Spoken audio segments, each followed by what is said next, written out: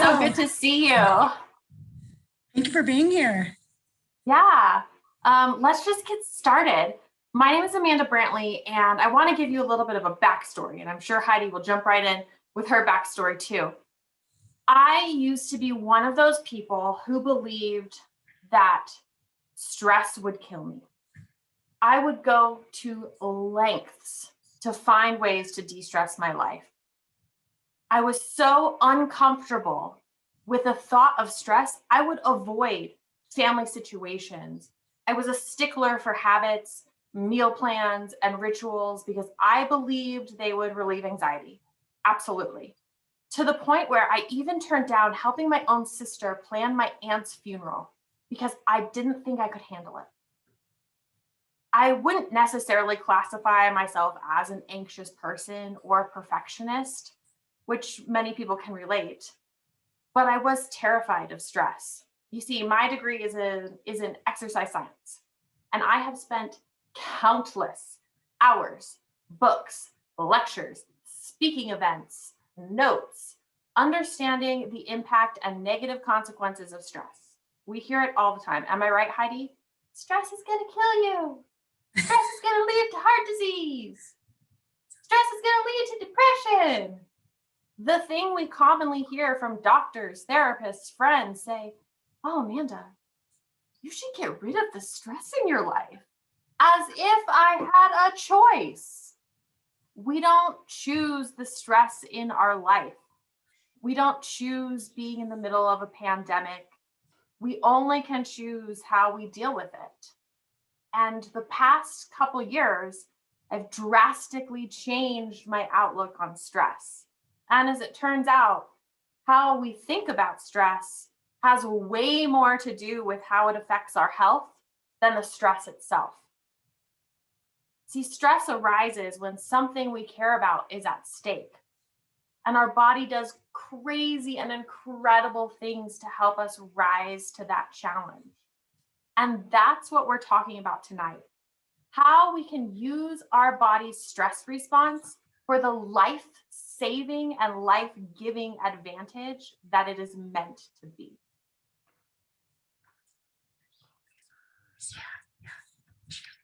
So a little bit more about me. I could go on and on about like my accolades and like my degrees and blah, blah, blah. But I wanted you to get to know the real me. I have been with PSD for 8 years now, and I absolutely love what I do every day. I get to wake up and help people find healthy habits. I live in Windsor, Colorado with my Shiba Inu, which you'll see on the screen. His name is Kieran, named after the beer, Kieran. I've always been a lifelong athlete and a dancer and a bodybuilder. And that is actually a picture of me, 2 years old, holding pink weights. So if anybody had any idea that this was what I was meant to do in life, that was a telling moment. I've also been training for a group with the Colorado Department of Education called WellTrain. And we teach people all over Colorado about neuroscience and movement and health in education. I'm also a proud CSU Ram. I'll let Heidi introduce herself. And Amanda, my story isn't nearly as exciting as yours, but I do want to let you know we're doing a live action role play of the stress response by letting you know we can see your, can you stop your slide presentation and can you put it in full present mode? We're seeing. Oh, can you see my notes? Yeah. Oh, well, everyone then was able to read my story I know. well. Before that, I'm sure they were thinking you just had it that well rehearsed that it. I mean, now you guys all know my secret. Okay, let's try this again. I like to model technology mistakes. Okay. Can somebody put in the chat if this is working now? And if you, well, Amanda, I think we still need to see your presentation though. Now we just see the Zoom screen. Are you able to put your slides up in presentation mode? There we go. How's that? Now what do you see? Is that where, if you can put in the chat, does that now look like? Great, thank you. See, full demonstration of a full-on stress response and how we leaned into the stress and embraced our stress, right, Amanda? Lean into it. Guess what? We're all human. We sure are. And we're sharing common humanity tonight, that's for sure. Give me like a hands up or a thumbs up if you have modeled tech mistakes this week. 100 times this year in remote learning. Yeah. My name is Heidi Thompson, and I'm the counselor at Olander. And I've spent the last, I didn't even want to put it in my bio, 29 years in education, first being a middle school teacher, social studies and English, and then counselor in the Bay Area, and then moved to Colorado 20 years ago and have served as a high school counselor at Mountain View High School in Loveland, and then Rocky Mountain High School here, and have spent the last 13 years in elementary at Olander. And I grew up a child in the 70s. You can see that groovy picture on the left, when I have learned from my daughter, my 18-year-old daughter, who's a senior at Rocky, that life must have been glorious in the 70s and the 80s. But it really is true. It's probably a much simpler time to be a kid growing up. And so I know you're not supposed to clutter a slide with all kinds of photos, but I thought this best represented my ADD brain. And really, when we talk tonight about tending and befriending stress and leaning into it with our tribe, I couldn't take any of these people off who've been significant, especially in this last pandemic year. Tribes like high school and college friends, or book club friends, or my siblings, or my husband, or my big family, or my group of counselor friends.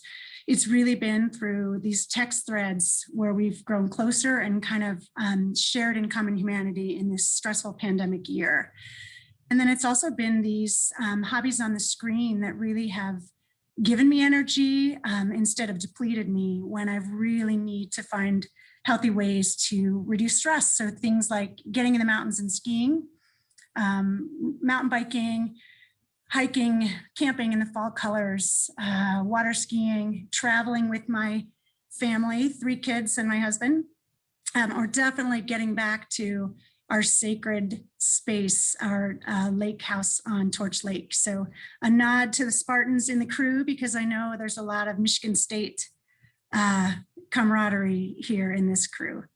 So that's a little bit about my life, and we're gonna lean right into this presentation on the upside of stress.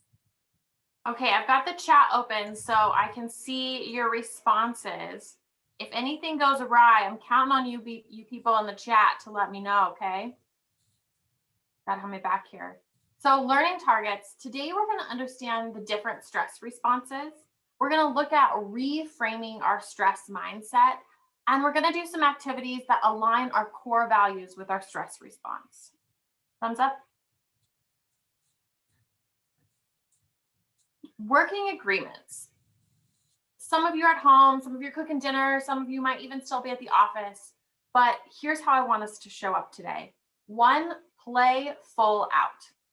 Whatever Heidi and I do, whatever we want you to participate in, play it like it's the game.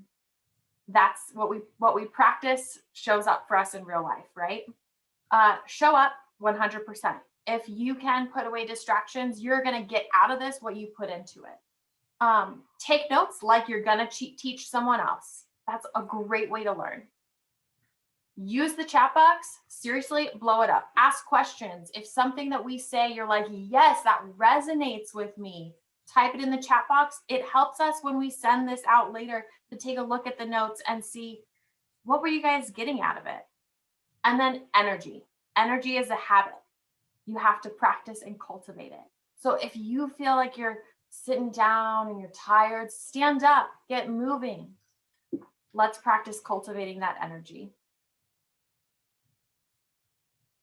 So this class is not a silver bullet. It is not a one size fits all. It's not gonna render your life stress-free and filled with unicorns and magical rainbows. It's not gonna do that. And this content is not intended to be a substitute for professional medical or mental health advice, diagnosis, or treatment. Always seek the advice of your physician or other qualified health provider with any questions you may have regarding a medical or mental health condition. I am not a doctor and I don't play one on TV. Heidi, you got anything else to add to that? No, are you trying to find a new job as a pharmaceutical rep? I might be very good at that. I think you would be. I might be very good. But this class is going to challenge your idea of stress. We're going to look at your stress mindset, and we're going to provide you with tools to reframe it. We're going to look at it from a physiological perspective as well. So the next thing I want you to do, if you have your phone or a second screen, is go to menti.com, and you're going to enter the code 354299. I will leave this up for a second. That's menti.com. Oh, shoot. What'd I do? I messed it up. Second live action role play. Ooh. So you're headed to menti.com. What do you guys see? Do you see the presentation? You're doing it. It's on Menti. Okay, you're going to enter the code 3542994. I want to see where you guys are at right now. Are you Hakuna Matata? Are you Wilson Phillips? Hold on for one more day. Are you some Whitney? It's not right, but it's okay. Are you Nothing Gonna Break Your Stride? I want to see where you're at. There, here, see, we see them coming in. There's a question about the code. If you go to menti.com, the code is right up there on the slide, 3542994. Yep.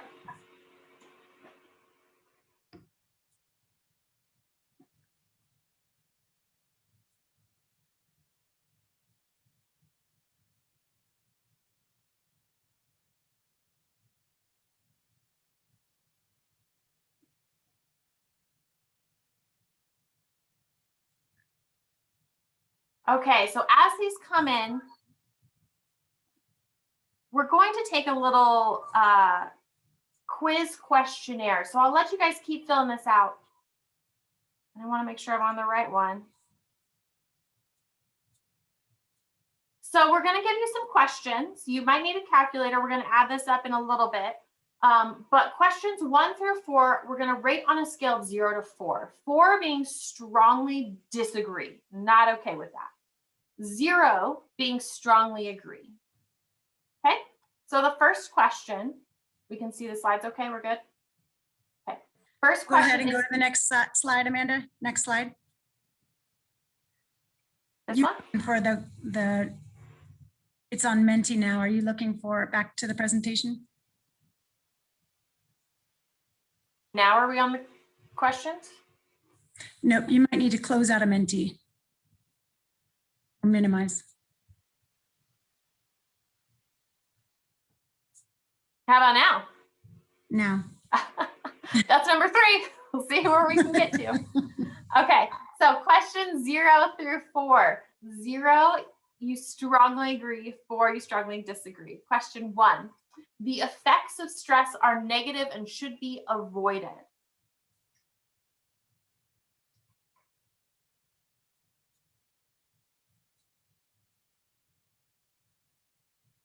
Question 2, experiencing stress debilitates my performance and productivity.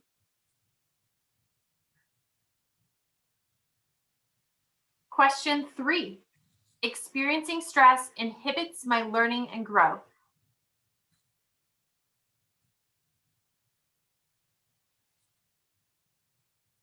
So to clarify, I'm so sorry, Amanda. Right now, you don't need to put your answers into the chat or anywhere formal. You can just maybe have a journal or a piece of paper handy, and you can just write down these 4 questions, and there'll be 4 more on the next slide.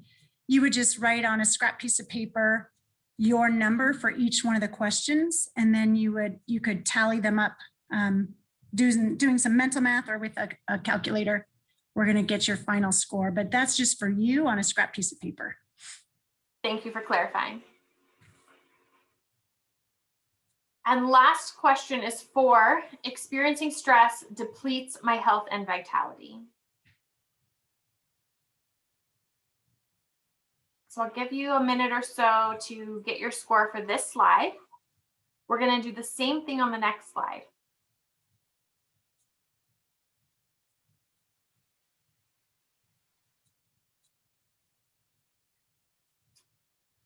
This scale is inversed. So the score is 0, you strongly disagree, and 4 strongly agree. So 0 strongly disagree, 4 strongly agree. Same as before, you're going to write this down on a separate sheet of paper and just jot down your answers, and then we'll add them up. So the first question is, experiencing stress enhances my performance and productivity. 0, you strongly disagree. 4, you strongly agree.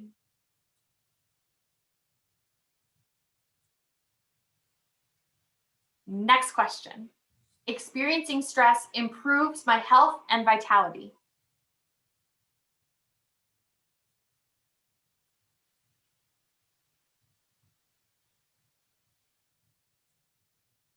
Next question. Experiencing stress facilitates my learning and growth.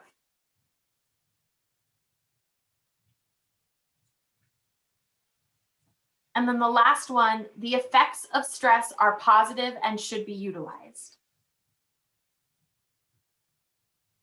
So when you have your score from the slide before and this one, I want you to add those up, and that's your stress mindset score. And when we share this information out to you at the end, you'll be able to see if did your stress mindset score shift at all.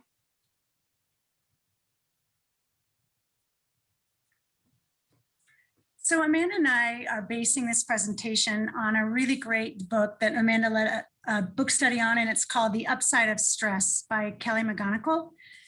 And so I'm really fascinated. I'm using these approaches in even with elementary students. I'm using the strategies we're going to share tonight with elementary kids. Amanda's going to present, as she said, more the physiology, what happens in our brains and in our bodies when we experience stress and how that relates to our stress mindset.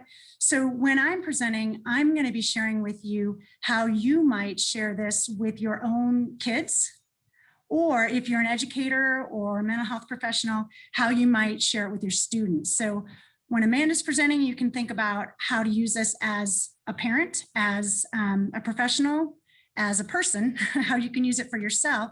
And then I'll be sharing how I'm using these strategies with students.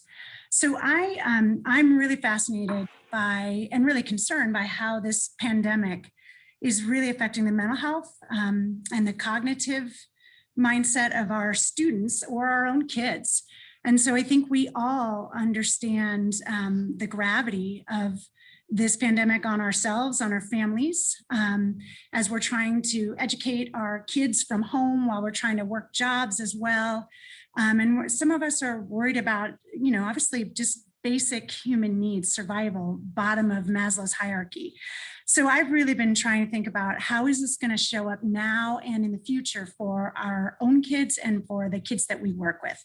So I gave my students a survey this week in counseling lessons, and I really was trying to get a baseline for how was their mental health during remote learning. How are they reporting their mental health to be right now, as we've been back 100% in person for the last month at the elementary level. I've also asked them questions about motivation, growth mindset, feelings of connectedness versus isolation. And so I did ask 3 questions from the very survey you just took. I asked them this week, and I just posted the results here. I found it pretty interesting as I surveyed 3rd through 5th graders, that if I tally up those who strongly agree or agree, 64% currently, without any mindset intervention, of my students are saying that stress is bad for their health. If I include those who are neutral, it's up to 81% of my 3rd through 5th graders who say stress is bad for their physical health and their mental health. 50% of my students said that stress should be avoided. If I add up those who were neutral on it, 75% say that stress should be avoided. And right now, my students, 54% are saying that stress keeps them from learning and growing, while up to 82% are at least neutral or feel like it keeps them from learning and growing. So that's helping me drive my counseling lessons, my small groups. I'm knowing that I really need to focus on growth mindset, and I really need to focus on resilience and coping strategies, and really leaning into and sharing the stress together and choosing a conscious mindset about stress once I teach them about the mindset from the very strategies Amanda and I are going to share with you tonight. And one more thing, the last slide, there's a tiny URL. If you write that down and you go to the tiny URL, we've made a resource page. So if you do want to use these strategies with your students or with your own kids, you can use them. They're there for you. You can also figure out how to bring them down to a more primary level if you need to, or build them up to more of a secondary level if you need to modify. We'll also put that link in the chat and we'll send it out with the notes. So somewhere, someone famous. It's fine. Everything's fine. I want you to think about what really stresses you out. And we're going to tap a little bit into common humanity. This study that's on the screen was done in 2014.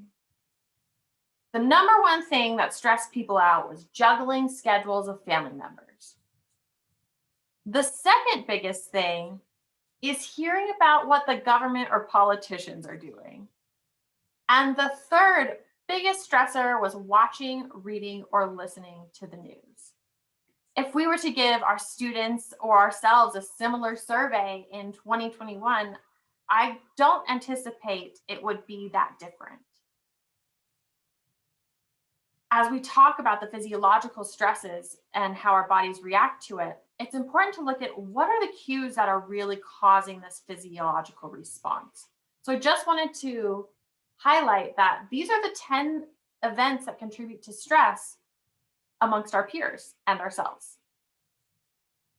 So what is stress? I'm sorry, Amanda. Yep. Sorry. So just one side note, you can do the same thing with students, obviously, serving them about their stressors and then posting and almost social norming around their stressors. And take a look at that last one, social media. This was done years ago, and this was for adults. If we were to survey high school students, I'm sure you can imagine that number about social media being a big source of stress would probably be a lot higher. And so April 22nd, our last slide is also going to show you our next Mental Health Matters. It's going to focus solely on social media and the impact on mental health, particularly with our students of all ages, but primarily the middle school and secondary students. And so we're going to share all about the impact of social media and give some internet safety tips for that final Mental Health Matters. Thanks, Heidi. So what is stress? Oh, my computer's glitching. Any definition I could not possibly include all the things people mean when they say stress. But for today, stress is a biological state designed to help us learn from our experiences. It arises in us when something we care about is at stake. Stress, either physiological or biological, is an organism's response to external or internal stressors, such as an environmental condition. It's our body's reaction to pressure from a certain event or situation. And how we talk about stress matters. What we say about stress changes our physiological response. From stress is happening to me to stress is a biological and physiological change within me to help prepare me to learn from experience. So today we're really going to analyze our stress mindset and why does that matter? So before we teach about a stress mindset, I think it's important that we establish a definition, and minimally, a mindset is just an established set of attitudes that people hold. So what we do with students first is just teach them about mindsets in general, and a really powerful one to teach about is the buzzword you probably hear a lot about, a growth mindset. So if you're familiar at all with Carol Dweck's research, she's identified a growth mindset as let's start with the fixed mindset, that it's the belief that intelligence is born.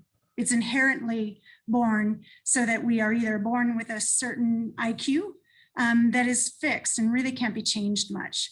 And when we foster that mindset about our intellect, then it creates in students and adults, kids who give up easily, who are afraid of challenges, who are afraid of failure, who don't handle criticism or critique very well, and who don't celebrate in other people's successes. So when we teach this concept of a growth mindset, the idea that intelligence is something that you can develop through perseverance, through practice, through learning about your mistakes and correcting your mistakes, then we teach our kids to embrace challenges, to see challenge as an opportunity to grow and learn, and to teach them about the neuroplasticity of our brain, that truly it is from those mistakes that we learn and we rewire our brains for new neural pathways, new growth, and we literally grow our brain like the muscle that it is.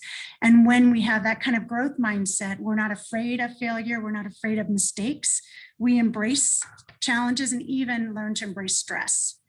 And so at the end on the resource page, I did include a really powerful study that Carol Dweck did with students. And Amanda, if you don't mind going to the next slide. Yeah, we have a quick question, Heidi. Sure. Can you be somewhere in the middle of a fixed and growth mindset? That's a great question. And I would say, sure. I would say just like a growth mindset says, I'm not there yet. It might be that we're moving from fixed and we're in this fluid stage and we're saying, I'm working on it. I'm not quite there yet, but I'm ready to embrace a growth mindset. So I think you can be in the middle. And that would nudge you in the direction to go ahead and foster the whole mindset. So what Carol Dweck found in her study was that kids who were praised solely on their intelligence, wow, you're so smart, you got an A, you got that all right, great job. When they were given the next challenge, those were the kids that didn't take as many risks, that were really afraid of the challenge, who faltered and weren't able to perform in that situation. The kids who were praised on their effort, on their thinking, on their critical thinking, on the process itself, and on their willing to persevere, those were the ones who performed better on the next task, took more risks, and really prospered from the process. So when we as educators or parents use specific praise statements that are growth mindset oriented, statements that praise the effort and the process, like, wow, I can tell you really were frustrated, but I watched you really use all your strategies and get yourself calm. Or I can tell from watching you practice your spelling words over and over, you've really learned from your practice.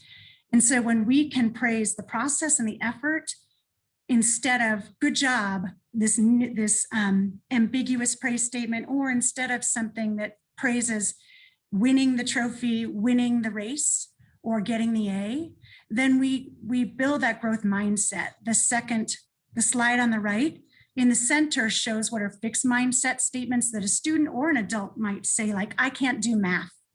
A growth mindset is on the outside. That might be, math is hard, but I'm getting it, or I'm getting there. I'm working on it. This is too hard. I learn when things are challenging, or I made a mistake. The growth mindset version would be, mistakes help me learn. That's really how my brain learns and grows. All right, Amanda, next slide. And they're on that resource page about growth mindset and how you can support it. I love that you talked about growth mindset, Heidi, because everything we talk about today is about choosing a growth mindset to reframe how stress affects you. So I want to talk a little bit about the P3 model. This is from a guy named Sam Miller. He is a coach and a health practitioner. And the idea behind it is that perception, so your thoughts, your perception of an event, and your practices impact your physiology. And that in turn is what impacts your health goals. I come from a lens of how is this affecting your health? So it's important that we know that perception and practices precede physiology, and physiology precedes your health goals. In turn, our perception and our practices are what can help us thrive under pressure when we're feeling stressed. This is adapted from the role of stress of the HPA axis in chronic disease management. And I threw this in there and I was hesitant to, but I think it's really important because I want you to know that your stress response, your physiological stress response, 25% of your stress response is from your perceived stress, how you think about your stress. And that's really important because that affects a ton of hormones, neurotransmitters, neurochemicals that go into how your body responds to stress. And if you can just change one knob of that full picture, you're changing 25% of your stress response. And I don't know about you, but I'd like to be 25% better just by changing one thing. There's a whole lot of other things that you can do to physiologically change that stress response, including diet, sleep, movement, but we could go on and on about that in future events. Heidi's going to break down another way to view this. So I think we first start by educating ourselves about the body and the brain's response to stress. And in that way, we share this information with our students or with our own kids. And when this is part of my favorite part of teaching. I teach a lot of mindfulness to my students, but I also teach them about the stress response in the brain.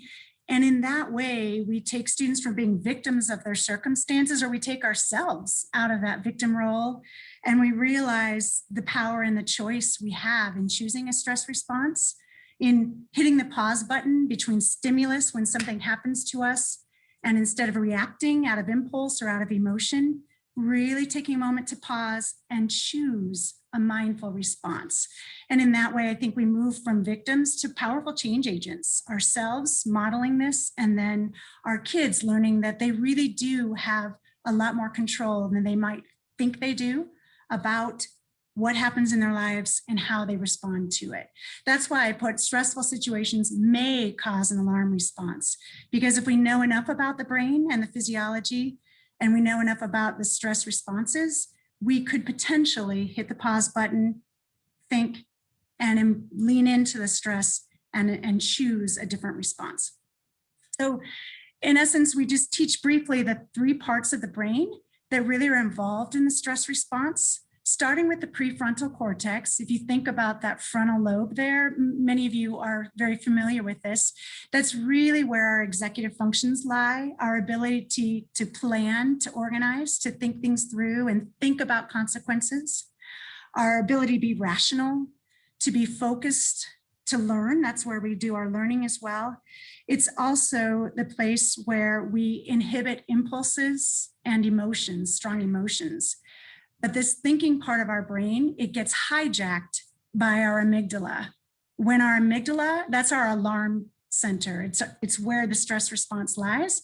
When our amygdala senses a threat, we're going to see in the next slide, not quite there yet, this chain reaction of neurotransmitters that get released.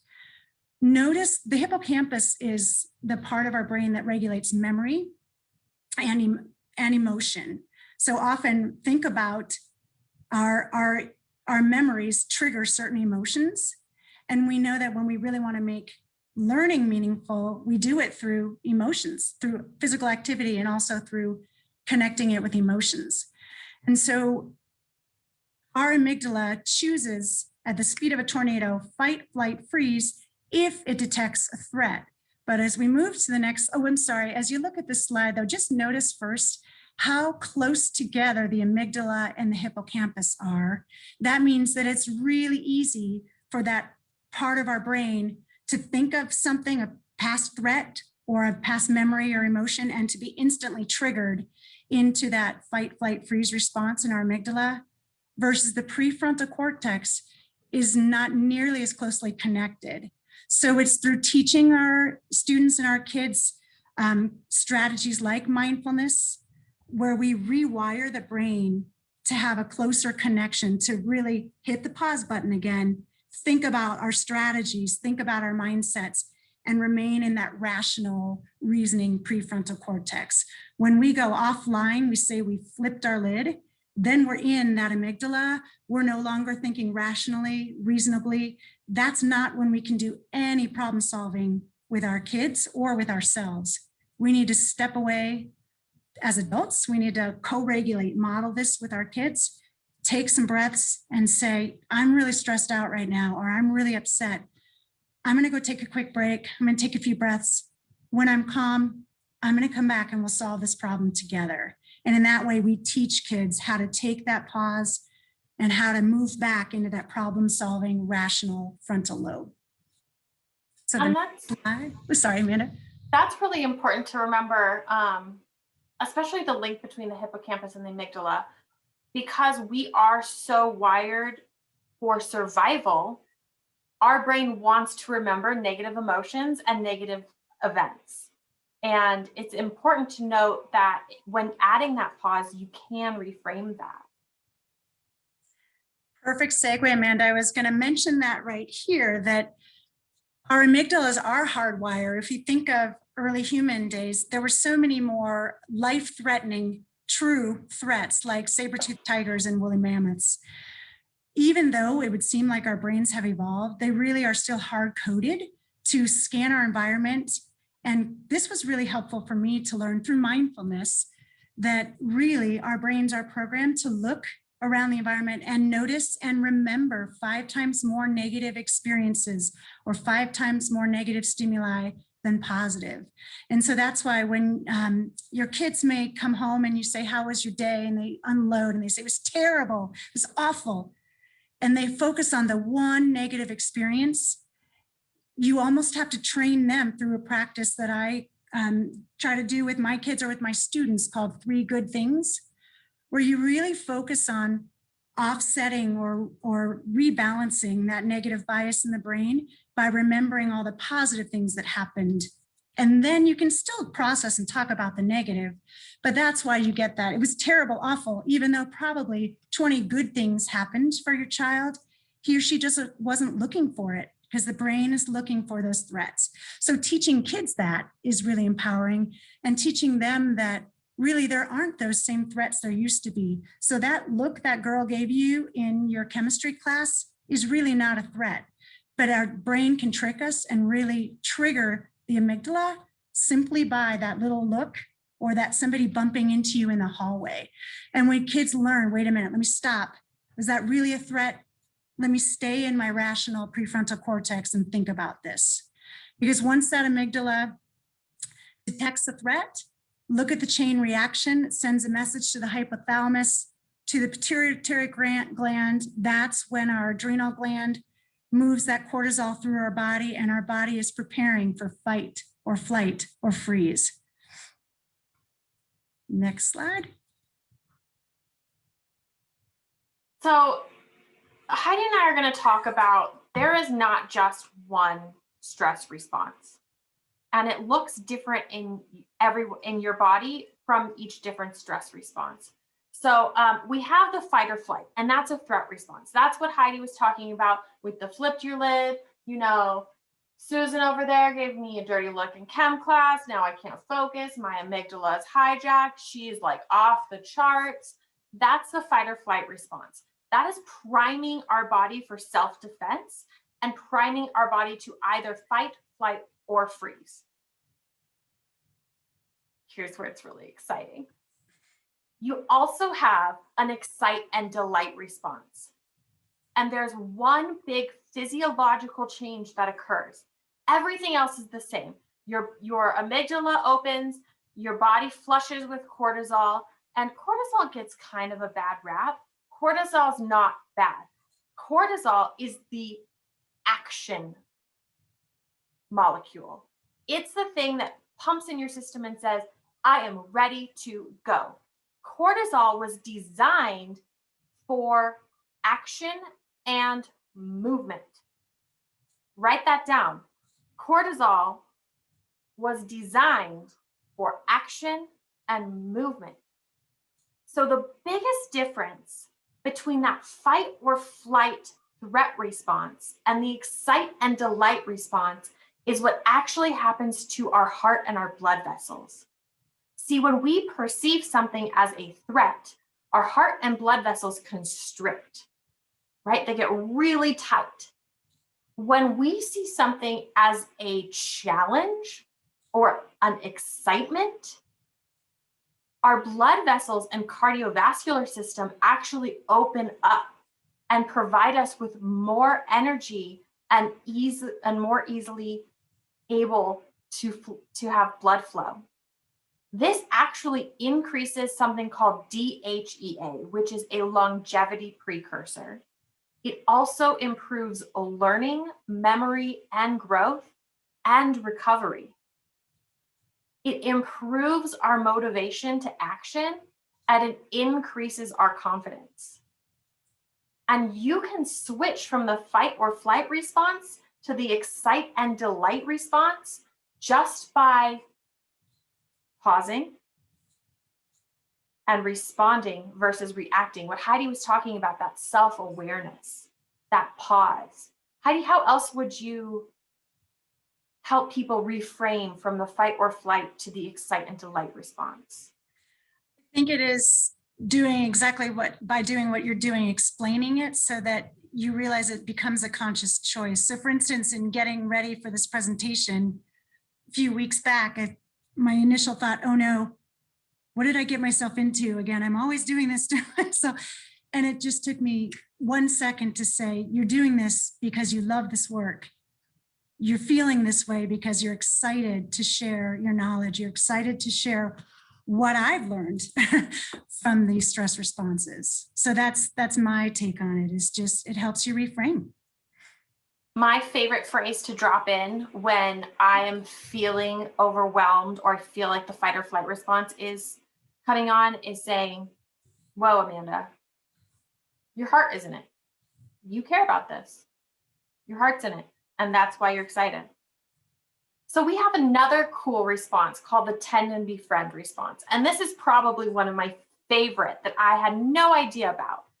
Biologically, the Tendon Befriend response is there to help us reduce fear, increase hope, improve courage, and improve motivation. It releases the neurochemical oxytocin, which is what primes us for connection. The Tendon Befriend response is that feeling you get when you say, oh my gosh, you'll never guess what happened to me. I've got to call Heidi. I've got to call my mom. I've got to call my sister. It's the reason why when we have a traumatic event, we all bake casseroles and bring them to people. Or during a pandemic, we need to be close to our family. We feel called to be near our tribe. It's the response that led us to keeping our tribe alive. Any other thoughts, Heidi? You're on it. I've got a thought about that when my slide comes up. Awesome. So I want to go through what happens in the stress response, because stress in and of itself is not necessarily a good thing, right? We can't control a pandemic. We can't control the stress around us. We can't control our boss's email. We always use the saber-toothed tiger metaphor, which I really wonder how many saber-toothed tigers were there back in those days, and why do we always use that metaphor? I wonder if that was really a thing. But we have so many other stressors. So I want you to think about something you are super excited about, or maybe you were excited about. Were you an athlete in high school? Did you play music? Were you in theater? Something that you're really excited. Picture yourself there. You are getting ready for that big game.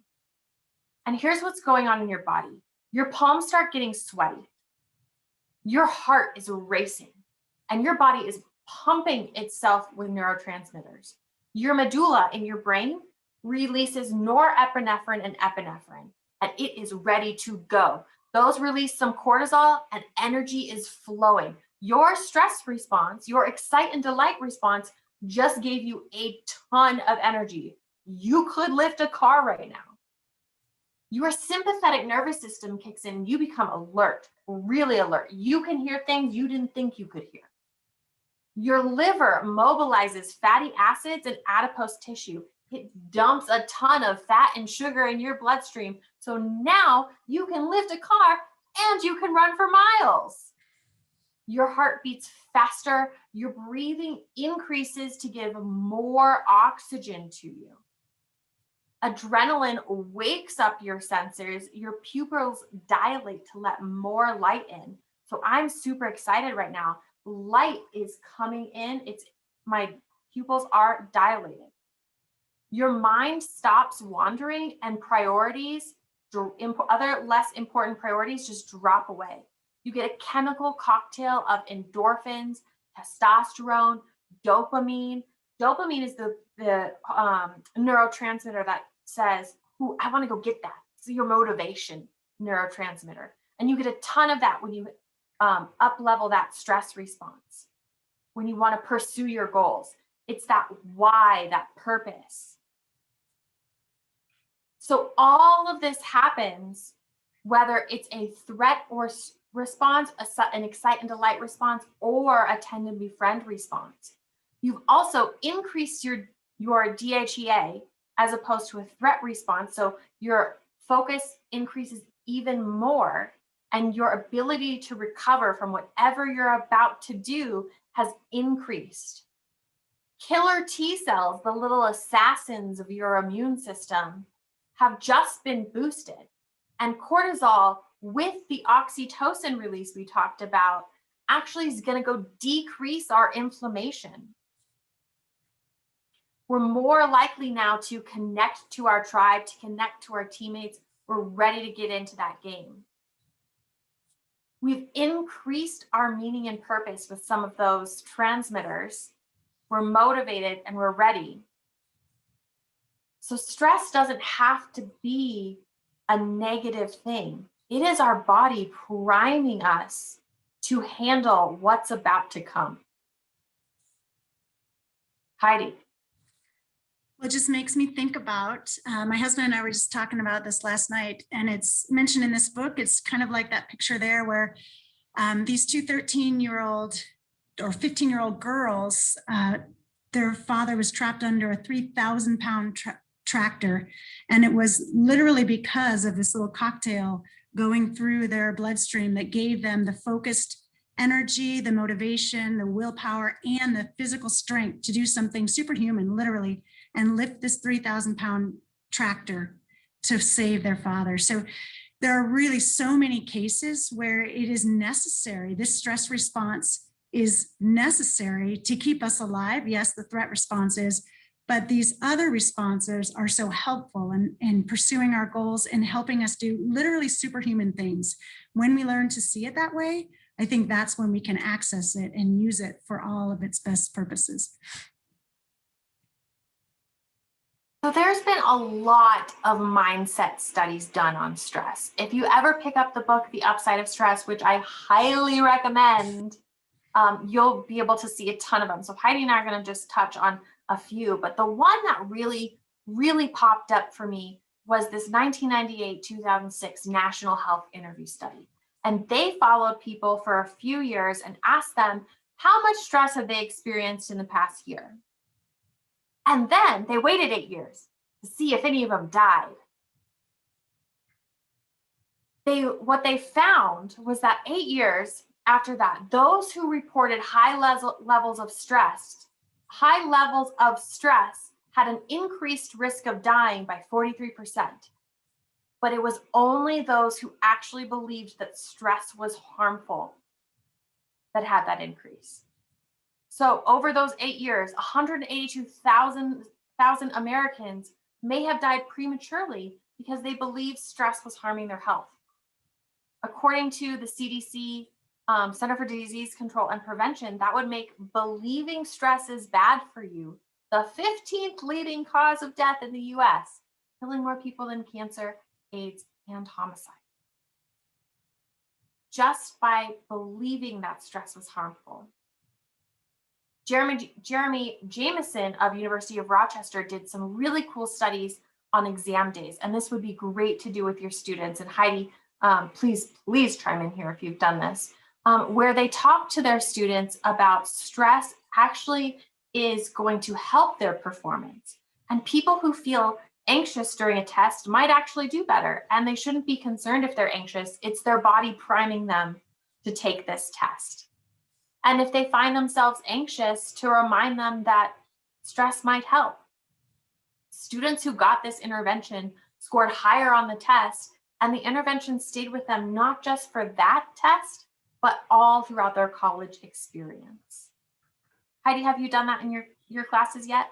I have, and I used to teach more relaxation strategies for test anxiety. And I do want to say, it is still important that we teach those strategies. Coping strategies, mindfulness strategies, relaxation strategies are a really, really important part of our stress response, our self-care. So they really have an important place. But I do teach, when I teach before a big, like a state test like CMAS, yes, the kids already have a foundation in diaphragmatic breathing. That's always the place we start for anybody to decrease our stress response. If we're really elevated, we have to rely on the breath, and we have to get back to that diaphragmatic breathing. So it's important, I think, to teach those strategies and have a basic practice in that, so that the foundation's already there. But then when I do teach about test anxiety and prepping for tests, we really do say they change their mindset. They change their self-talk to, yeah, my heart's beating. That means I'm ready for this test. And so they're changing their frame of reference. My palms are sweaty. I'm excited to show what I know, so that stress doesn't have to be a bad thing, and they don't have to worry when they have that physiological response. Yeah, absolutely. Just by teaching, they did this one at either Columbia or Yale, I'm not sure. Just by teaching that our stress response is enhancing, they show that they increase the DHEA, which is a precursor to testosterone, which helps their bodies grow stronger from the stressful experience.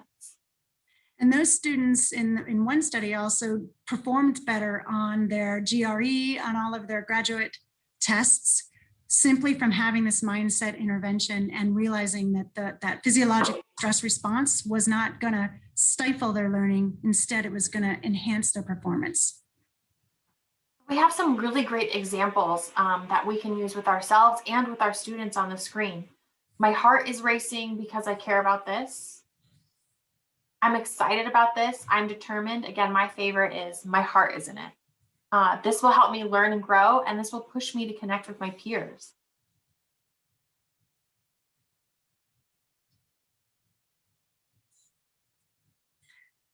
So as you've heard, it's all about the mindset. And this to me is my favorite strategy for me personally. My favorite strategy. My kids love it when I try it on them, but it's probably the most powerful technique I use as a counselor, whether it's individually or in lessons. And it's really basic cognitive behavioral therapy. And it's really teaching ourselves and our kids that it's all about our thinking, our thoughts. So when we have a positive thought, we tend to then have a positive feeling. So our thoughts really dictate our feelings or influence our feelings. And our feelings then dictate or influence our actions or how we respond. So we know our kids, the ones that tend to be kind of stuck in the ants, the automatic negative thoughts or the stinking thinking. And when we have these thoughts like stress is going to kill me, then we have bad feelings. We believe we are more stressed out. We have a stress response because we have negative feelings about that stress. And then the result is maybe we do just blank out on the test or panic and freeze during the test. And then that just reinforces that thought of, see, stress is going to kill me. But instead, if we can reframe, we start with our thoughts. If we can take that negative thought and try to reframe it, what will I get from this? How will I grow? We can turn those thoughts into something more like Amanda's saying, I'm feeling nervous about this test, but that's because I care about it. It's because I'm ready to show what I know. If that's the thought we're having, we're going to feel more confident. We're going to feel more determined. We're going to feel more resilient. And then when we have those feelings, we are going to rise to the occasion. It's a bit of a self-fulfilling prophecy based on our thoughts. Our brain believes what our body responds to what our mind is telling us. So when we have those thoughts, I'm confident, I'm ready for this, we tend to act on those thoughts and have a better outcome. Mm-hmm. I think there's a good thing to note is that you can't always reframe a negative event that is happening, but how can you reframe how your body is responding to it? I think that's a big distinguished. And one thing we want to be really clear to, well, go ahead. Amanda, next slide is great. So this is reframing. Think about this pandemic year. It's really a great opportunity to kind of reset, reframe a bit. You're hearing all of these talks probably about what is it helping us learn about our educational system? How can we grow from this experience and maybe revamp or revitalize our education system? How can we do that with our businesses, with anything? How can we learn from this experience? And the learning comes from reframing. So if you think about the thoughts we're having as adults working from home, living in a pandemic, and the thoughts we're hearing our kids say, really think about, instead of, how could you reframe that more negative, pessimistic thought into a more positive, a more hopeful, or a more productive thought, like the thoughts on the right-hand side. That is a great slide. I love it too. Good one. The thing we want to be clear on, we're not saying, we don't want to bring up the concept of trauma is that's a whole talk in itself. And we want to be sensitive to people with significant trauma. We're not saying that it's all about a simple mindset shift. There's a lot more going on there, a lot more to address. But we do want to say that really the studies that we're talking about, what I found fascinating in this book is that these mindset shifts work with people in all kinds of circumstances, all kinds of SES levels.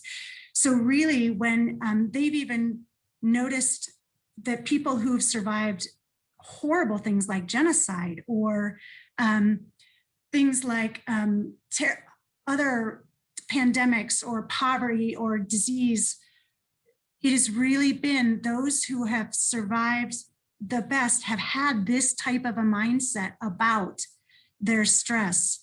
And what they've done, and we're going to get to this in a moment, is they've really used that Tendon Befriend response. That's how survivors of the Boston Marathon bombing, it was not those who ran away from that situation.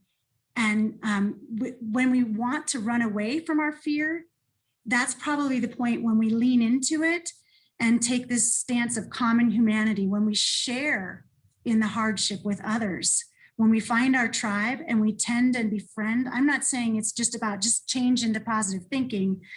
Those people who witnessed or were involved in the Boston Marathon bombing, when they got involved in the recovery, when they were the first to respond and to help others, when they were those sharing in their grief and helping others to recover, those were the people who suffered the least PTSD. Those were the people who really benefited from their tribe, from that Tendon Befriend response, and were able to recover more easily than those who ran away from it. The same with any kind, like 9/11, it's the same thing. Those who found ways to help, those who found ways to be a part of a support group or to be a first responder, were those who had less PTSD and really were able to be more resilient than those who recoiled or kind of drew into isolation, if that makes sense. So it's that Tend and Befriend response. It's the finding your tribe and protecting your tribe that really helps you benefit in those really, really traumatic situations. It reminds me of my favorite quote from Mr. Rogers, which is something along the lines of, whenever something happens, always look for the people that are helping. So true. Mm-hmm. I miss him. Those days were much simpler. Yeah. So rising to the challenge. Remember, it focuses your attention. It heightens your senses. It improves your motivation. It mobilizes energy. You feel excited, energized, anxious, restless, and ready for action. That's your body priming you. Heidi, what does this look like in the classroom? Well, I think it's again educating students on this response and on other, maybe finding a way to do some of the social norming where you you talk to kids about their stressors, but you circle up and you have them find a way to connect with each other and to share I'm thinking about this year in the pandemic, to share, to be honest about their feelings, but to share it together, and then to find ways to be resilient and to teach those skills, but to cope together and to share in that common humanity together. And it makes me think about a study where they tracked people in high stress professions, think of our doctors, our first responders, firefighters, educators.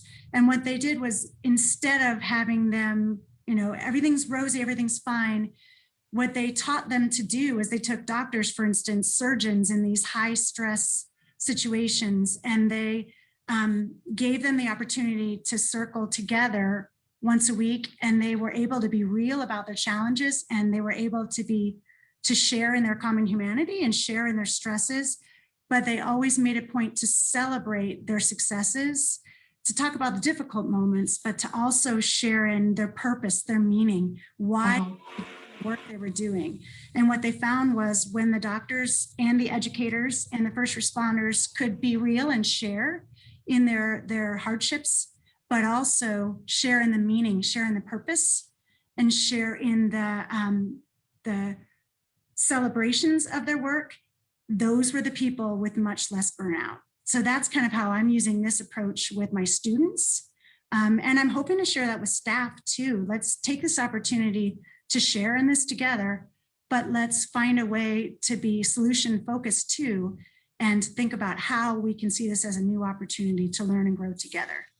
And with that study, and something I do when I work with staff quite frequently, is have them journal or share what's one thing that's happened to them over the past month or the past 11 months that has related to their meaning and purpose, or one thing they've done at work that's related to their meaning and purpose, or made them feel like they had meaning and purpose, so that you're constantly reflecting some of your major stressors to your meaning and purpose. And you can do that with your family too. If driving Johnny to soccer practice causes you a lot of stress, how can you reflect on your meaning and purpose and your core values of family to lean into that? All right, I call this, what would Tom Brady say? And this is really how this might work with students. In some of the studies they've done, what they've learned, I think this is really important to share with you and to share with our kids, is that it's not that their favorite athletes are not anxious or stressed before a big performance. It's not like their favorite musician might not have almost a panic attack before going on stage, or that a surgeon doesn't feel nervous or anxious before a big surgery. All of these people probably share the same physiological response. Their heart starts beating, their palms get sweaty, but they've learned to choose a stress response. They've learned to see it as a challenge and choose a challenge response instead of a threat response. They've learned to work on their self-talk, to say things like, I'm excited, this is a Super Bowl. I've been training for this for all my life. My heart is pounding because I care about this game and I'm ready to go. So what I would suggest for kids, and by the way, one thing that I found really interesting was that they do measure cortisol. So they will take major athletes, or for instance, they took a group of skydivers and they tested the saliva for cortisol to check for the stress response. And they tested skydivers who were professional skydivers, as well as those who were novices, who might be jumping for the first time. And what they found in that saliva test was not that those pro expert skydivers did not have a stress response. In fact, theirs was actually higher. Their cortisol measured even higher, but they made a conscious choice to see it as a challenge and to excite and delight in their stress, rather than to panic and see it as a threat response. So teaching kids this, that, you know what, all of these people that you admire so much, they might be freaking out before they get on stage, but they are excited about it. What would they say? So what I do is just take pictures, or have kids find their own, find out what's interesting to them, who are the people they admire, They can find their own images, and then just have them do the little thought bubbles really before Super Bowl Sunday. What was, or on that day, in that moment, what is Tom Brady saying right now to himself? What is this heart surgeon saying right before he goes into surgery? What is Lady Gaga saying before she performs at the Super Bowl? It's not that she's not nervous. What is she saying, and how is she consciously choosing her stress response? So having kids practice with that self-talk, it's easier, I think, for kids to tell other people what they should do and say. It's much harder to reflect for themselves. So if you can get them to give advice to someone else, what would you say to a friend in this situation? Or what would Tom Brady say? Then they can generalize that and internalize it to themselves and use that self-talk for themselves. It starts to become a little bit of an identity shift if you can ask yourself, what would somebody who's good at this stress response do? And then you can take steps from there.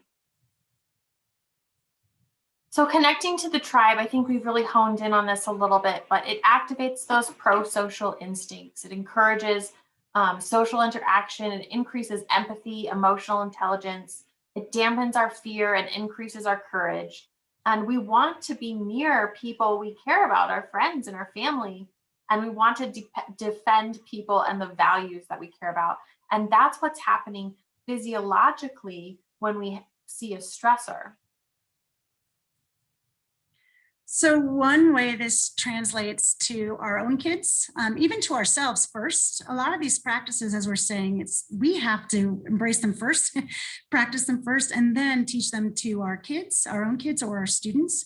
But I think now more than ever, it's really important that we have ourselves and our kids identify our tribe. So this pandemic, even though we're not physically seeing people, right? Hopefully we're more physically distanced. We're not socially distanced. So I am in more communication with my siblings than ever, not face to face, but through funny text threads or my husband's family.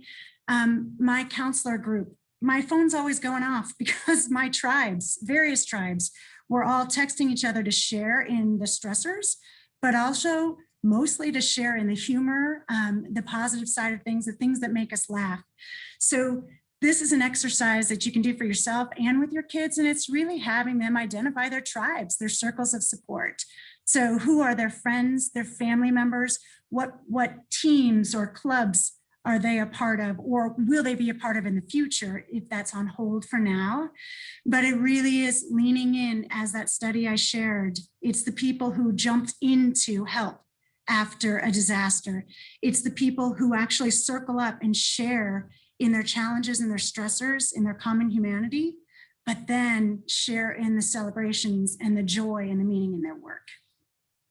We know there's so much science out there about blue zones, and people who are deep intertwined in community have better health outcomes. It's an even better predictor of health than smoking, obesity, and diabetes. Is how connected are you with your tribe? And with kids, even with adults, it's what's your next step? If you're not feeling connected, is there a fun way to do a Zoom social or some kind of a game on Zoom? Or is there a way to send each other letters, good old fashioned letters or cards, or to actually use the telephone? I joke with kids, I'm like, did you know you can make phone calls from that? You can actually hear people's voices on the phone. So just helping our kids find new ways, creative ways to connect. So as Amanda's quote from Mr. Rogers, it really is true that helping people helps people. So when we're hurting, I say this to, oh boy, my battery's running low, so I'm gonna get my charger in a moment here. So when I tell kids, when you're feeling in that funk, when you're in a bad spot, that's the time we want to retreat, right? But it's really the time we should, thank you so much. It's really the time we should try to connect with others. So when we're feeling in a bad spot or when we've had a hardship, the best thing we can do for ourselves or for other people is to reach out, is to do something kind or to do something helpful for other people. So I challenge you to give your own kids or your students that mindset of I want you to find one small thing. It doesn't have to be big at all. One tiny thing that you can do. I want you to set a goal every day to say, what's one thing I can do to help someone else, to be kind, or to support somebody.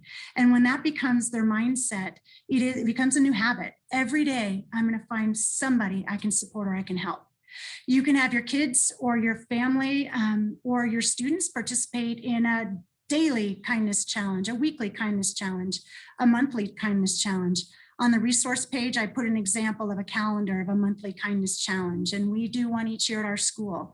And I tell you, I literally can see the change in people's mood and their affect simply by being kind to others. Encourage your kids. If they are in a challenging situation, if they are feeling, for instance, maybe they've felt like they've been not the victim of bullying per se, but they've been treated kind of unfairly, they can start their own club where they start to look out for others, or they can. Oh, I think we lost her. We'll get her back in a second. So she was talking about encouraging them to join their own organization and support something that they care and that they're passionate about. I want to also note that the inverse is also true. Helping people helps people, and allowing people to help you is also life-giving. It gives just as much good neurotransmitters to the person helping you. So let's see what's up next while we wait for Heidi. And this is on focusing on what is your center and circle of control. So encouraging kids to write in what is within their circle of control, and then what is without their circle of control.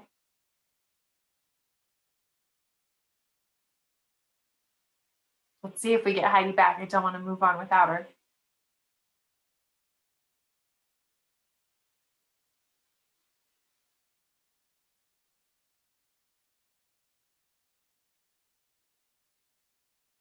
So lastly, we have learning and growth. We talked about noticing the good things. We talked about connecting with our tribe. But stress and our physiological response to stress, that negativity bias, that scanning for our threats in our environment, are really there to help us learn and grow. Learning and growing from a stress response restores our nervous system balance, that sympathetic and parasympathetic response. It processes and integrates the experience so that we remember it. Have you ever had a stressful event where you're ruminating on it for a few days and you're like, man, I can't believe that happened, or this happened, or she said that? That's your brain processing and integrating that experience all the time, right, Judy? Strong emotions that we feel are there to help us process emotions and process experiences. So some questions that we can ask both ourselves and our students. Oh, here we are, Heidi. Welcome back, round of applause.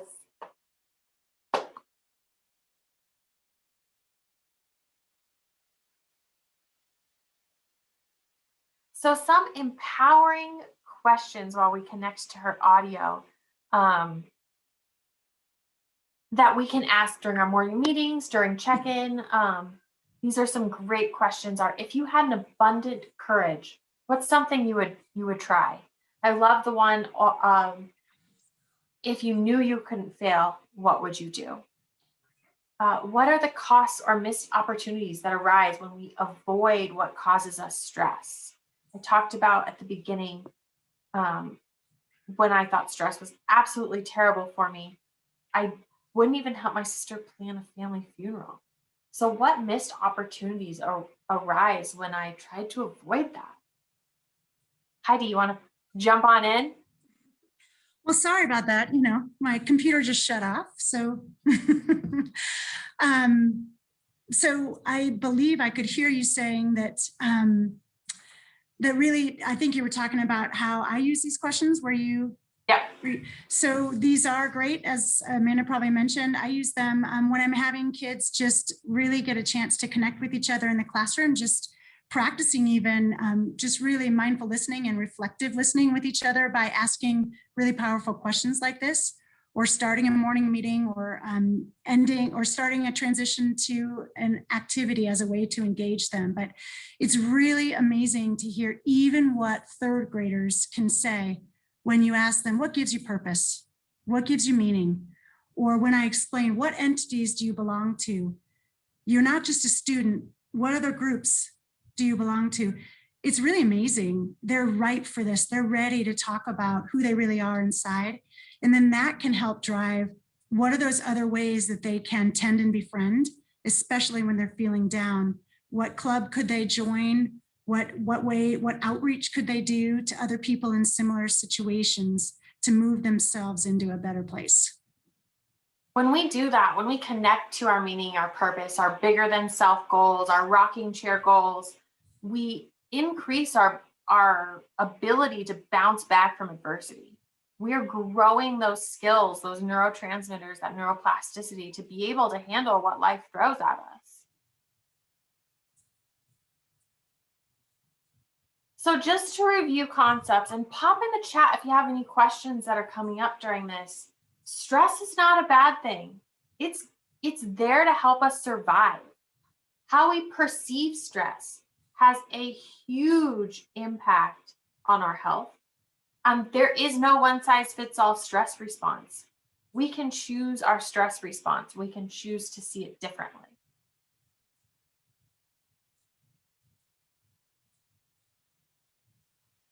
So before we go on, do you want to ask if there's any questions before we do this activity? Sure. Are there any questions?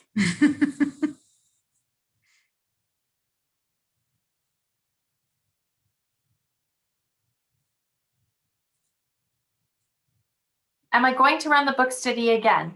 Yes. Sure.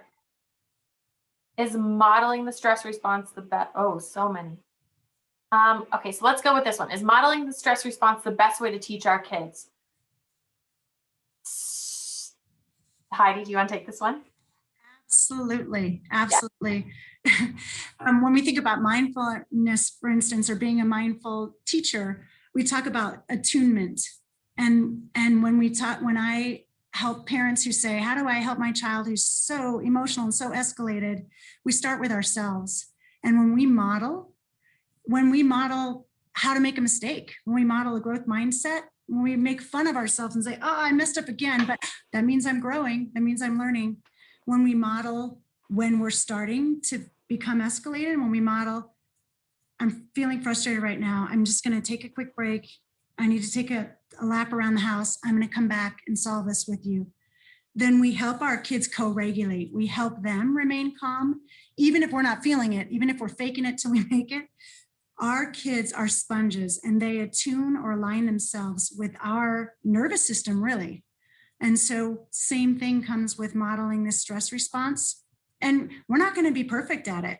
I make mistakes at this all the time, but we're honest about it. And we do a lot of think out louds with our kids. We say what we're trying to do and what we're trying to model for them. So perfect place to model. I'm feeling my heart beating. I'm feeling my palms are sweaty. I'm feeling a little nervous, but you know what? I'm excited to give this presentation, or I'm excited to go ask for that raise. I'm ready for this challenge. Next question, will the recording or slides be available? Yes, I believe so. Do you have more empowering question icebreakers or morning meeting questions? One of the... I can have a ton. I will put that on the resource page. Sure, I will add to that. So again, the last slide is going to have a resource page, a tiny URL for the resource page, and I'll just keep adding things to it. So write that tiny URL down, and then that'll be a place where some of these activities will live. Mm-hmm. And I will also add some of those that I've been doing with PSD staff as well. If you had abundant courage, what would you try? Is that a question or an empowering question to add to the resource? That one's on the empowering question. So I think that's a question for the group. I love it. It's a question. Heidi, if you had an abundant amount of courage, what would you try? Oh my.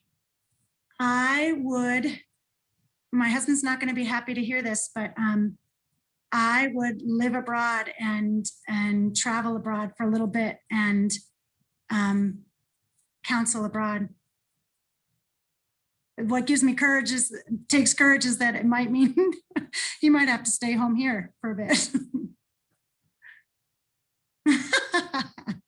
Thank you. I think that would be my answer too. I would. Cleo, good to see you. Hi, Cleo. Thank you. I would probably do the same thing. I would love to just pack up, travel abroad, take 2, 3, 4 months, just seeing what wellness and health is in different cultures, what that means. Oh, Cleo, I feel the love. Thank you. Amanda, well, sorry, John. Amanda and I might be traveling for a bit here, taking the show on the road. So I want you guys to grab a piece of paper if you don't have one already. And we are going to talk a little bit about doing this values work. So when you lean into your core values, there's a lot of really cool research out there that says it improves your well-being, it decreases your illnesses, it decreases your, it would increase your pain tolerance, your ability to handle pain. It improves your confidence, your willpower, your empathy. With students, it boosts GPA, reduces doctor visits. It can even improve your ability to lose weight and to stop smoking. And it doesn't just happen one time. The benefits happen months and months and months later. And they've done studies at Stanford with students who kept a journal who wrote the good things that happened to them versus their daily values and how their daily activities related to their values. And those who wrote about their values had better health, better mental well-being, more confidence, better ability to handle stress. So that's what we're going to do today is we're going to review our core values.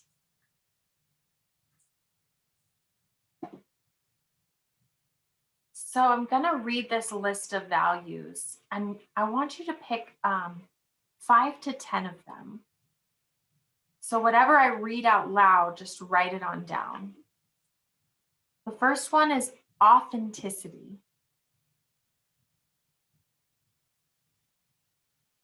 Achievement. Adventure. Authority. Autonomy. Balance. Beauty. Boldness. Compassion. Challenge. Citizenship. Community. Competency. Contribution. Creativity. Curiosity. Determination.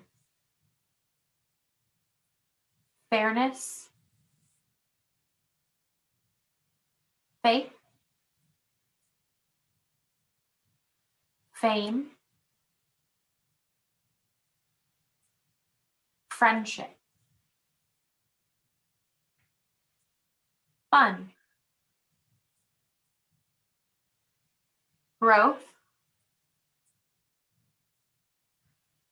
Happiness. Honesty. Humor. Influence. Inner harmony. Justice. kindness, knowledge, leadership, learning, love, loyalty, meaningful work, openness, optimism, peace, pleasure, poise, popularity, recognition, reputation, respect, responsibility, security, self-respect, service, spirituality, stability, success, trustworthiness, wealth, and wisdom. Now, there might be a few that maybe you know they're your core values that I didn't list, so feel free to write those down too.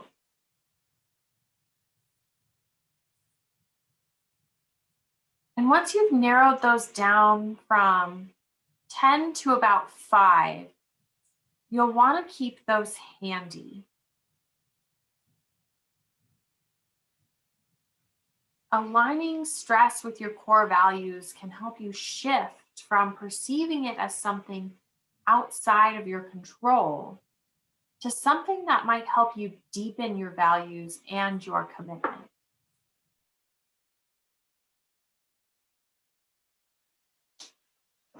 I'm going to share the next slide and then I'll let Heidi talk about how she's done this with kids too.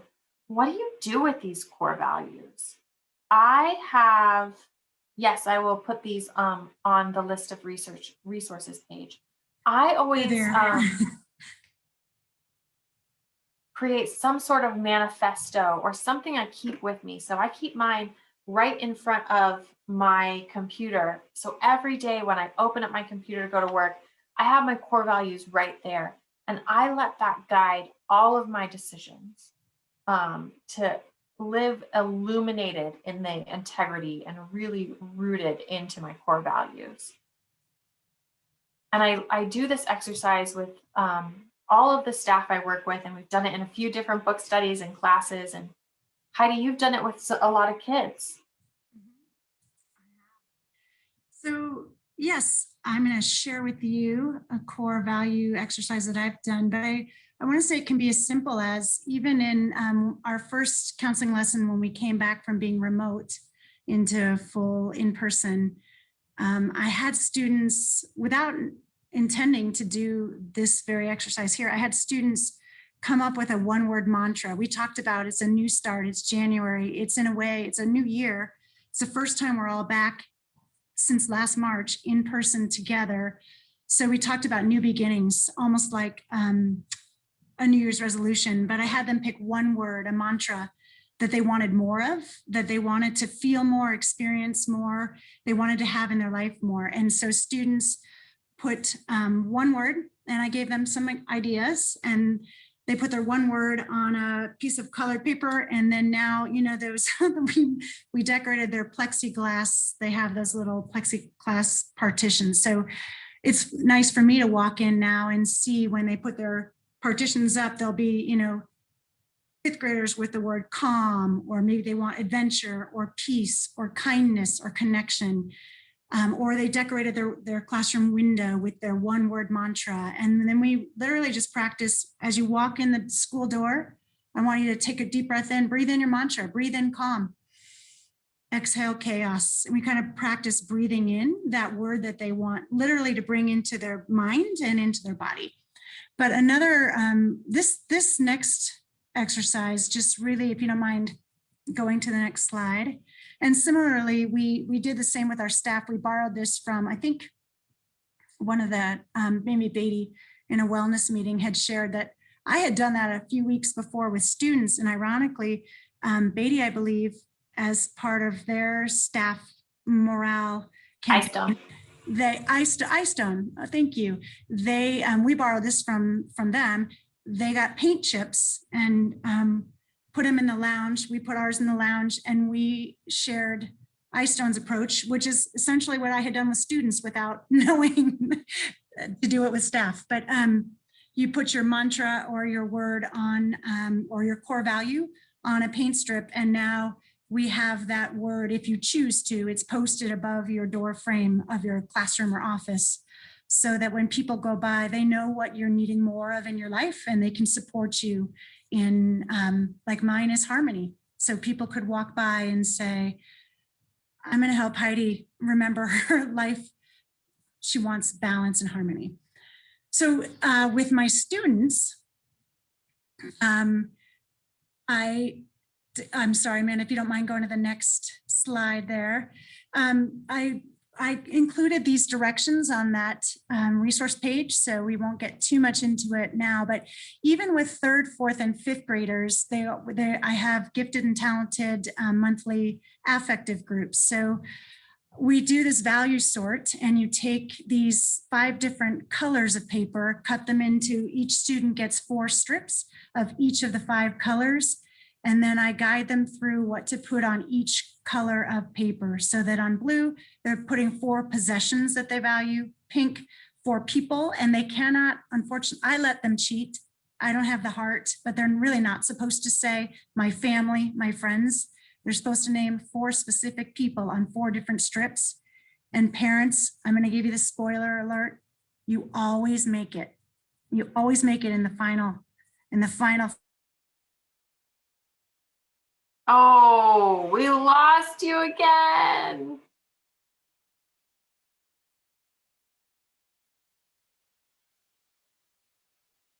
Let's see if we get her back. That's so neat to hear that parents always make it into the final list of 6. So we'll be sure that these directions are also put in the resources list so that you can have it.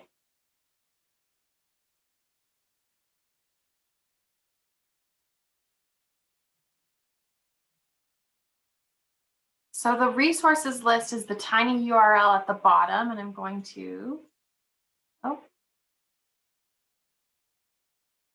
we'll pop it in the chat, as well as our email addresses are on the screen. But we wanted to open this up to Q&A while we wait for Heidi to come back.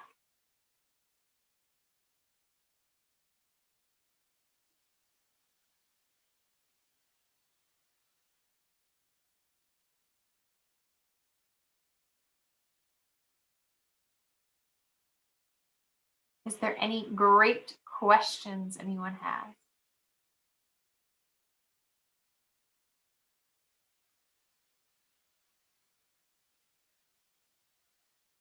Thank you, Sabrina.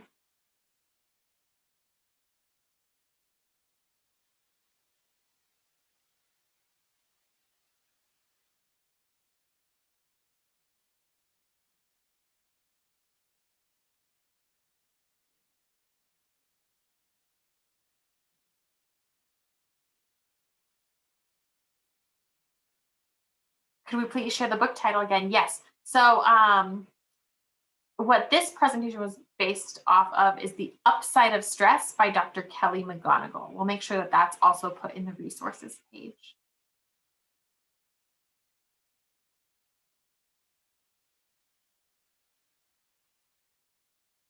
How do you, as a classroom teacher, communicate this to parents to create that fluidity to home life? Can you clarify, like, how do you do this exercise particularly, or the stress, the upside of stress in and of itself.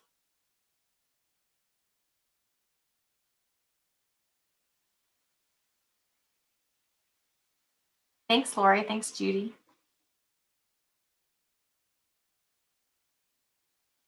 If you're talking about stress in and of itself, I think it's important to have that language. Heidi has done a ton of parent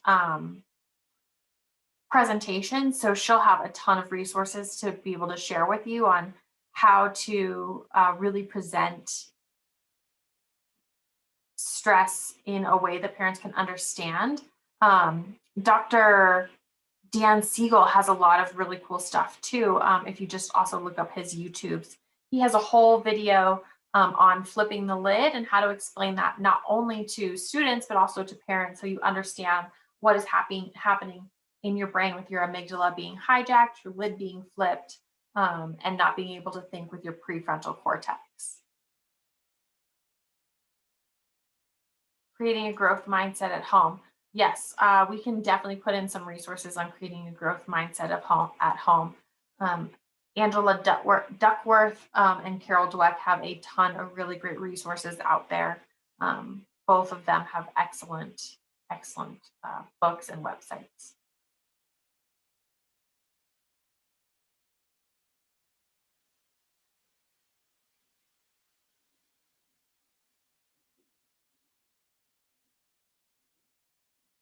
Heidi's computer died. We're working on it now. There you are. Hey. Are there any good children's books to read stress to students? I have a whole list. I can't name any off the top, but we have the Mindful Council put together a list of books. Thanks to Heidi, she has a whole library of mindfulness books and books for kiddos. So we'll put some of our favorites on that resource list. Great question. And I have to say, I don't know if you guys have heard this. I think everybody's getting the picture, but if you've got to read this book. It's because of this book that the 3 times that my computer has gone out, even though I have it charging, that I haven't had a single palpitating heart, no sweaty palms. I haven't even gotten upset. I've literally just been laughing that only in a pandemic would we be going through this. Mm-hmm. I've been feeling grateful that I'm sitting here in a studio. I didn't know I'd be sitting in a studio, and I have tech support. So honestly, changing your mindset really has helped me tremendously just to find humor in these moments instead of my previous stress response.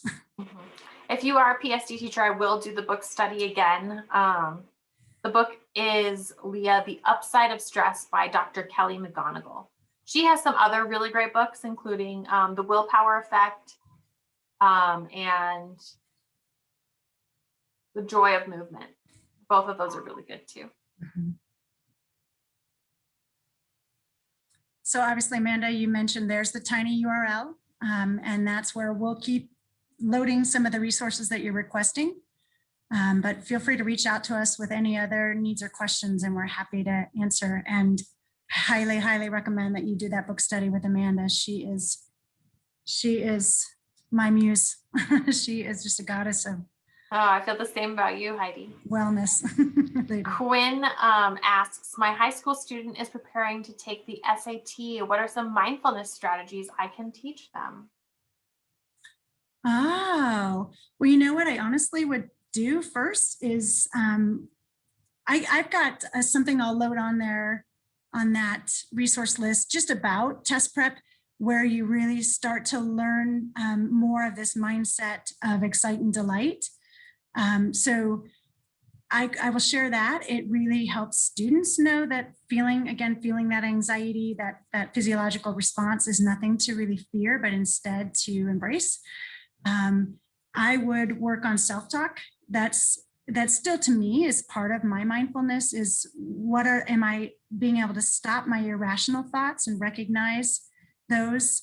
Am I able to recognize if I'm catastrophizing in any way? And am I able to replace that with a more appropriate, more realistic or true thought? So working on some of those thoughts and starting with self-talk, and absolutely that diaphragmatic breathing, deep belly breaths, focusing on the breath.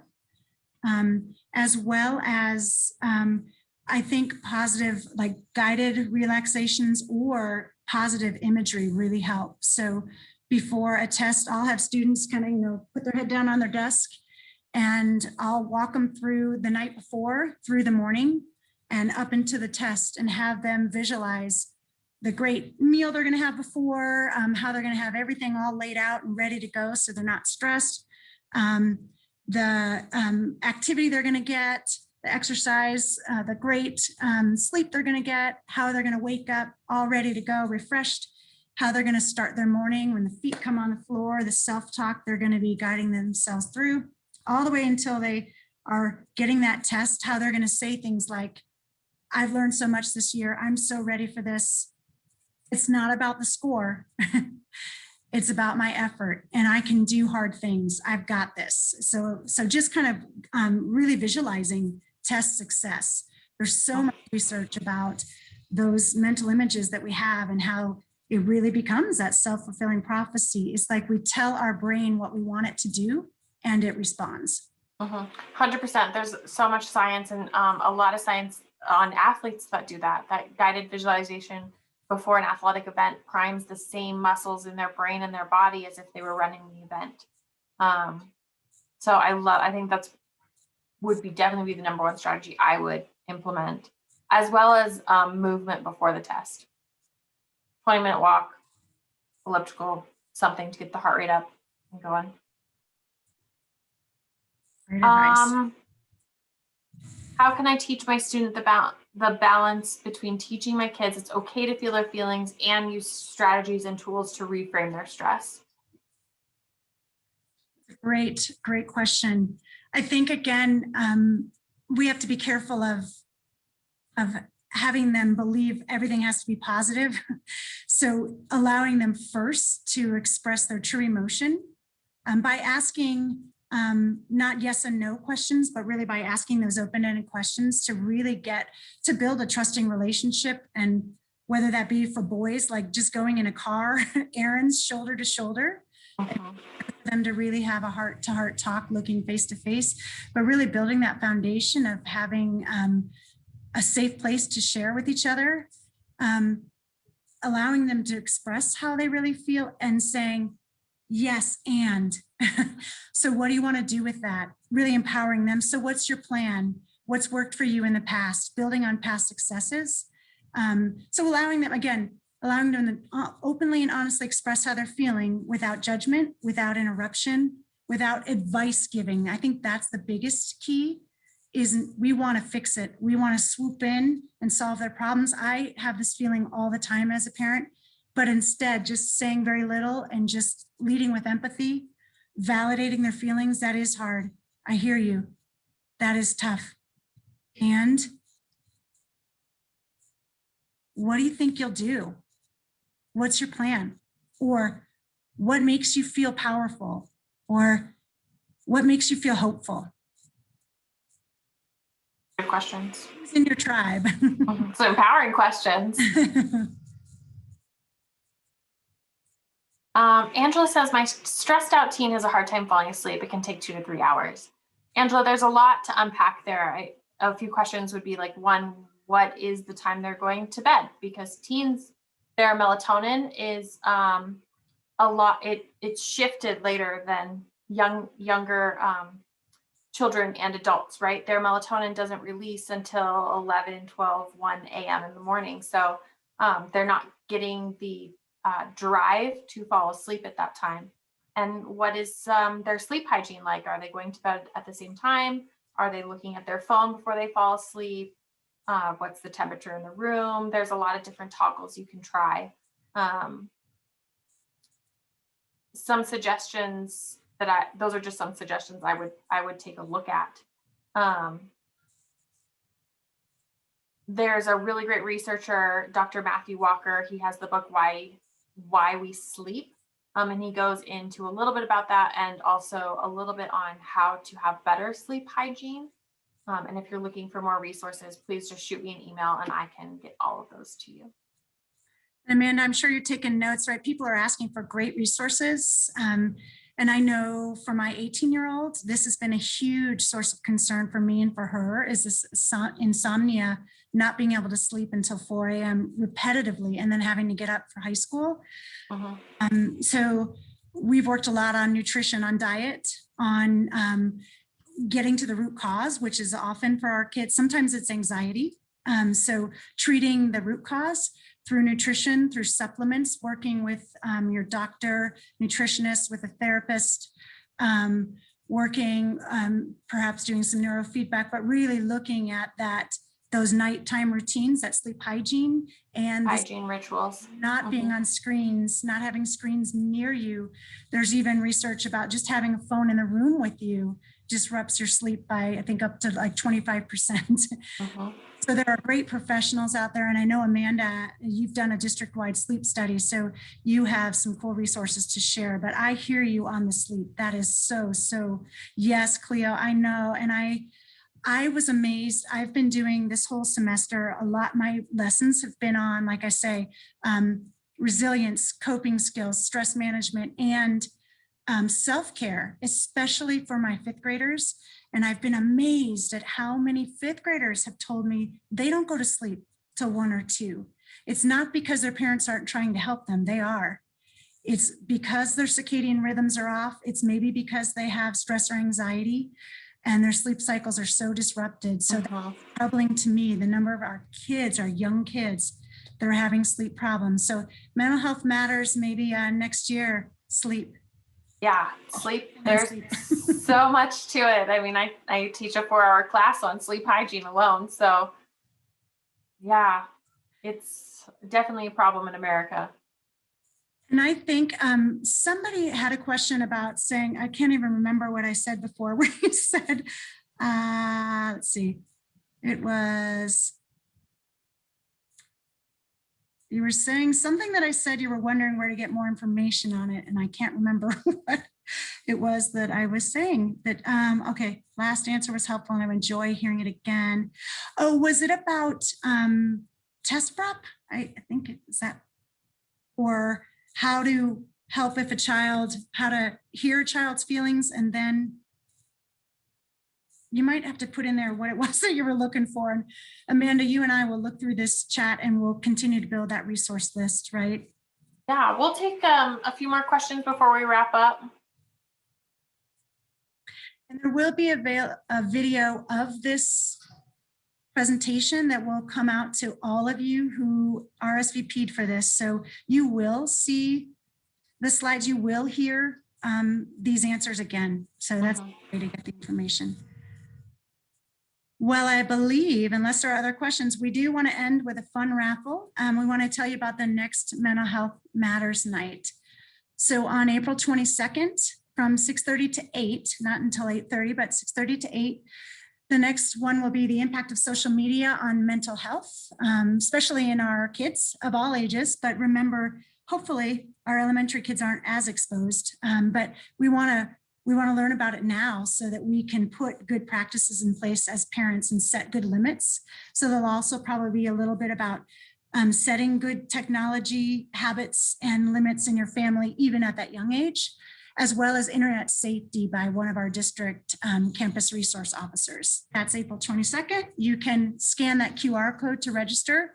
You'll also see flyers coming out with a link to register in that QR code. And with that being said, we have a little raffle this evening.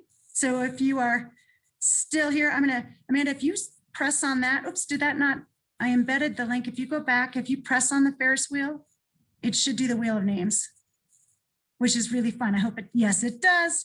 Are you ready? So fun. We're gonna select 2 people. We have prizes on the next slide. If you are a winner, we're gonna have you choose your prize and then put your choice. So Trisha Cobb, are you still with us?